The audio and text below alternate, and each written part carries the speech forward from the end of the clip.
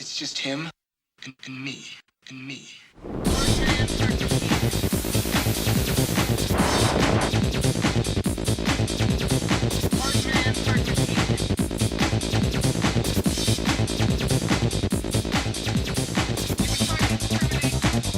If there's one film series that really got a raw deal with its video game adaptations, it's definitely The Terminator.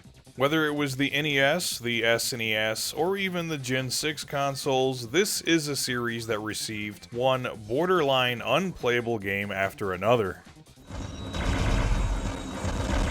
Talk to the hand. You could argue that the arcade game based on T2 was pretty cool. Light gun games are always great for a quick bit of fun, but when it was ported to consoles, or God forbid the Game Boy ports, it was hardly worth anyone's time. But from that mountain of garbage, one game rose up in 1993 to be a shining example of what a good Terminator game could be, and that was The Terminator on Sega CD. Which isn't just a good game, it's one of my favorites on the console. Which, to be fair, the Sega CD isn't exactly known for having the greatest lineup of games ever, but I digress. This one in particular is especially kick-ass. Imagine being as powerful, as ruthless, as thoroughly unpleasant as the Terminator. First though, I should mention the Sega Genesis Terminator game, as it's very similar to its CD counterpart, just nowhere near as good. It's a decent enough run and gun that has you playing as Kyle Reese, first in the future and then in 1984. You gun down Terminators and or street thugs as you make your way to the end of each stage. Pretty simple stuff. It's a decent looking, sounding, and playing game, but it isn't very impressive in any one area, but worst of all, this game is very short, featuring only 4 stages. It'll obviously take a few tries to get the feel for each one, but once you've got it figured out, you can clear this game in under 30 minutes, which wasn't a lot of bang for your buck back then. It almost feels like an incomplete game, honestly, but what came next on the Sega CD was leaps and bounds better.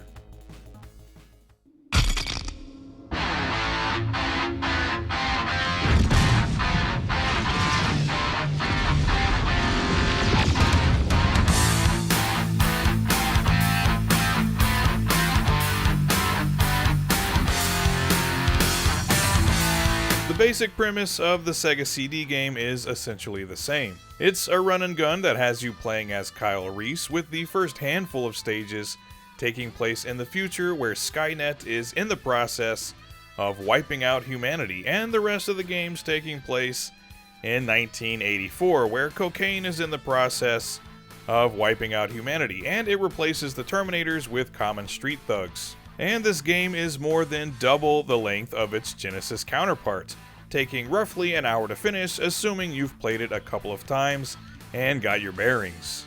It's not an especially difficult game, but there are a few tricky spots, mostly when you're required to do some light platforming in combination with shooting.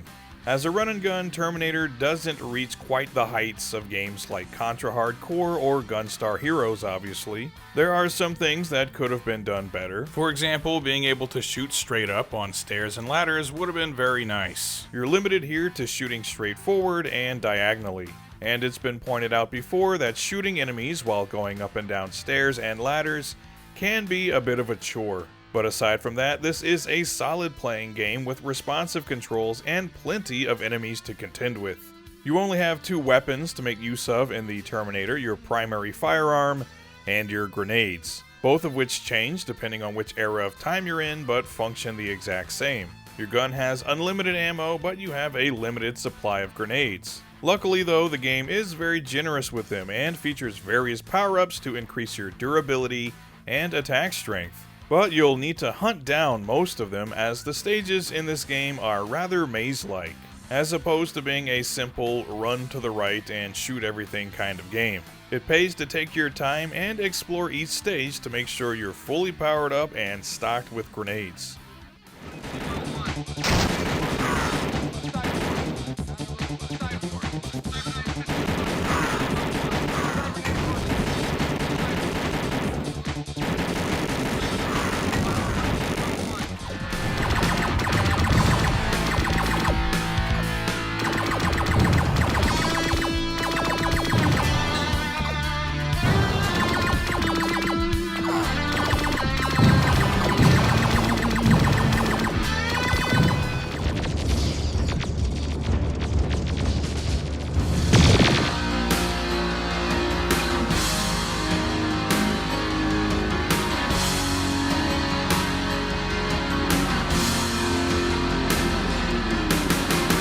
So while this is a great playing, though somewhat flawed game, the thing most people will remember about it is definitely the soundtrack, which quite honestly is one of the best of this generation of consoles, or at least as far as action games are concerned. Every track has an amazing, driving energy to it and strikes a nice balance between techno, synthwave, and straight up heavy metal. It's credited as being composed by Tommy Tallarico, but it's actually the result of several different composers contributing some great tracks, such as Future Shock by Bijan Shahir and Cybertech by DJ Technoman.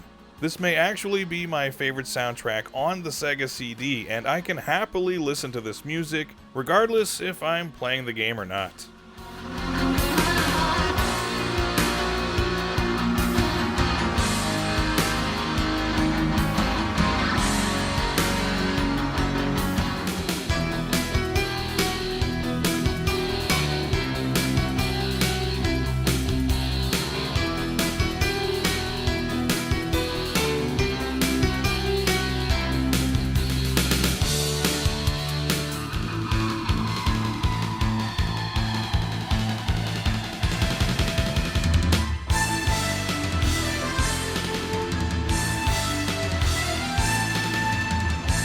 The visuals are also pretty good, not as big of a step up as the soundtrack mind you, but definitely a much better looking game than what appeared on the Genesis. Most of the levels are kind of bleak, but they are all fairly detailed and utilize some cool visual effects. And the character sprites look pretty good too, even giving you a few oversized bosses to contend with. What really doesn't look good though are the FMV cutscenes lifted directly from the movie. I know the FMV on the Sega CD wasn't exactly the best, but here it's so grainy and compressed, it's honestly kind of hard to tell what you're even looking at half the time.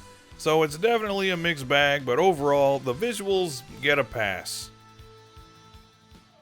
So that's it. The Terminator on Sega CD is a fun and moderately challenging run and gun, with decent visuals and an amazing soundtrack.